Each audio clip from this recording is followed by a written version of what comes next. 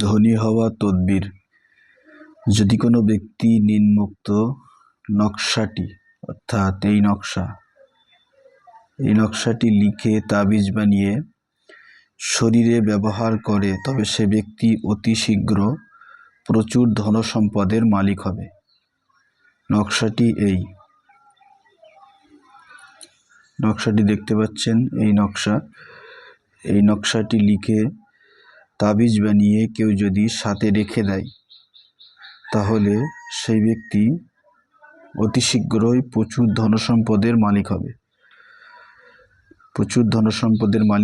এই নকশাটি লিখে কেউ যদি সাথে রেখে দেয়, তাহলে আল্লাহ পাক রব্বুল আলামিনের অশেষ রহমতে সেই ব্যক্তি প্রচুর ধনসম্পদের মালিক হবে।